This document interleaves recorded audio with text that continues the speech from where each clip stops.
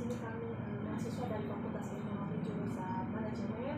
Ini mewawancarai Bapak beberapa tentang kepemimpinan Bapak khususnya di kecamatan kita ini. Baik Pak, langsung saja pertanyaan kami yang pertama itu apa yang memotivasi Bapak untuk menjadi camat di kecamatan kita ini? Baik, terima kasih Bu kunjungan menjadi mahasiswa. Selamat datang di Kecamatan Bide. Pertama, apa yang memotivasi saya untuk menjadi camat sebenarnya, kalau camat itu langsung dipilih oleh Pak Bupati. Itu ketika dipilih oleh Pak Bupati, ditempatkan di kecamatan, maka yang menjadi motivasi kami, ya bagaimana kewenangan yang telah diberikan oleh Bapak Bupati itu, sebagian kewenangan itu bisa kami jalankan sehingga roda kepemerintahan di wilayah Kecamatan Bide ini bisa berjalan. Tentunya melalui intervensi dana-dana desa yang tentu meningkatkan kesejahteraan rakyat. Yang memotivasi saya itu yaitu untuk memajukan Kecamatan Bide. Apa yang menjadi visi dan misi Bapak menjadi camat? Visi misi camat sejalan dengan visi misi Pak Bupati. Kami tidak boleh berbeda dengan visi misi pimpinan. Satu visi misi pimpinan kami jelaskan ke bawah. Jadi visi misi pimpinan adalah Kabupaten Nias maju. Itu ada 3 trisaksinya yang untuk mencapai visi itu bisa terakses, ibu kota terurus, kemudian bagaimana kita untuk pertanian, perkebunan, kemudian hasil-hasil yang lain itu bisa menjadi produktif, kemudian bagaimana pendidikan, kesehatan itu merancang. Itu visi-visi kami sejalan dengan visi-misi Pak Bupati. Bagaimana cara Bapak membuat keputusan penting untuk kecamatan kita ini? Cara saya membuat keputusan penting, ya tentunya melibatkan semua pihak, merangkum, meminta saran pendapat melalui sebuah musyawarah atau rapat, sehingga keputusan itu bukan hanya keputusan camat, melainkan keputusan besar. Apa yang menjadi tantangan terbesar yang Bapak hadapi sebagai camat dan bagaimana Bapak mengatasinya? Tantangan terbesar, tentunya kita menyadari bahwa Kecamatan Bide saat ini adalah kecamatan yang berada di ibu kota kabupaten. Saat ini pembangunan di Kecamatan Bide lagi banyak-banyaknya. Tantangan terbesar adalah mendapatkan hibah daripada masyarakat terkait dengan pertapakan pembangunan saluran drainase. Itu tantangan terbesar. Dan bagaimana cara mengatasinya, yang tentu memberikan pemahaman, memberikan pengertian kepada masyarakat bahwa kalau bukan sekarang ini pembangunan dimulai kapan lagi. Sehingga dengan cara demikian masyarakat ya, bisa dikatakan bahwa mereka bisa mengerti dan memberikan ibadah maksud. Bagaimana cara Bapak mendeskripsikan gaya kepemimpinan Bapak di kecamatan kita? Ya, kepemimpinan saya mendeskripsikannya, ya mungkin itu penilaian dari teman-teman. Tapi saya lebih kepada kami sebuah tim. Kami sebuah tim, bukan hanya satu orang yang bekerja, tapi bersama-sama memeroyok satu pekerjaan sehingga pekerjaan itu tidak dirasakan hanya satu orang, tapi semua orang berfungsi bekerja. Bagaimana Bapak bisa melibatkan warga kecamatan kita dalam proses pengambilan keputusan Bapak? Yang melalui musyawarah.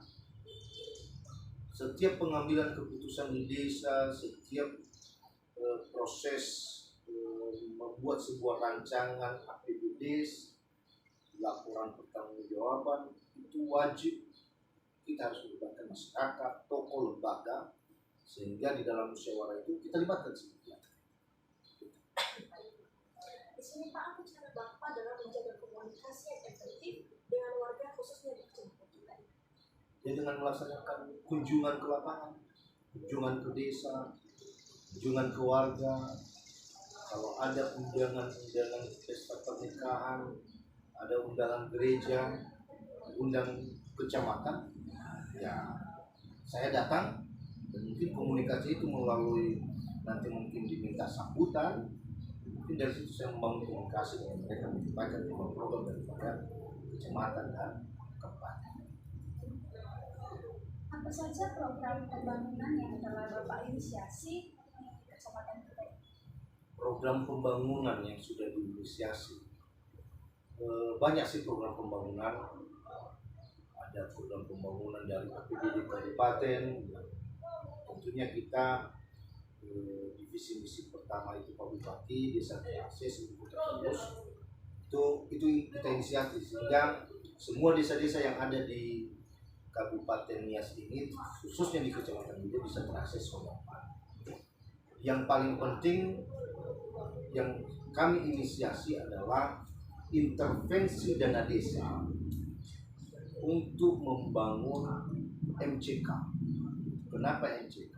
Ya, kita menyadari bahwa di Kecamatan Bido ini masih banyak desa-desa warga yang tidak memiliki septic tank, buang air besar sembarangan atau BABS. Nah, sehingga melalui intervensi dana desa, ya setidaknya kita melihat di desa warga-warga yang bisa dikategorikan kurang ekonominya kurang, sehingga tidak memiliki septic tank. Nah, kita intervensi dana desa untuk MCK, sehingga saya berharap mimpi saya 3 tahun ke depan Kecamatan Bido ini bebas dari diabetes, sehingga angka stunting bisa kita turunkan, ibu hamil juga bisa tetap terjaga bayinya. Kenapa? Karena kalau buang air besar sembarangan, tentu ya mohon maaf, lalat hinggap di situ, kemudian air bersihnya tidak akan bagus. Kadang-kadang kalau lalat itu kan menghinggap di makanan ibu bayi, anak-anak, sehingga menyebabkan anak sakit, stunting, dan mungkin juga ibu-ibu hamil. Jadi itu. Bagaimana cara Bapak memperdayakan masyarakat agar lebih mandiri dan berdaya saing dalam meningkatkan UMKM? Ya, tentu intervensi dana desa tadi melalui lembaga-lembaga yang ada di desa. Ada lembaga pemberdayaan masyarakat LPM, ya kita bergerakkan itu. Ada PKK desa, PKK kecamatan, ya kita intervensi mereka. Kemudian ada juga program-program dari kabupaten melalui dinas koperasi UMKM. Ya setidaknya kita membangun koordinasi kepada mereka, menanyakan program-program apa mereka pada tahun berkenan, ada pelatihan, ada bantuan, ya melalui seperti itu. Apa yang menjadi harapan dan rencana Bapak untuk masa depan kecamatan kita ini? Harapan kita untuk Kecamatan Bido ini ke depan, ya tentu Kecamatan Bido ini menjadi kecamatan maju, mandiri, UMKM yang banyak, bebas daripada BABS yang saya bilang tadi, tidak lagi ada stuntingnya, kemudian lapangan pekerjaan tentunya terbuka luas. Karena bagaimanapun kita harus berbangga hati di Kecamatan Bido ini, komplek perkantorannya ada, bank sumutnya ada, bank BPAT-nya ada, kemudian BPJS juga kantornya di sini. Sehingga kita berharap ya setidaknya ke depan kalau boleh mimpi kita lebih maju dari Kecamatan Gunung Soli. Nah itu harapan kita. Pak, terima kasih atas waktu dan Baik. kesempatan Bapak untuk memberikan bertamu di sini mengenai kepemimpinan kita. Terima kasih. Baik, terima kasih.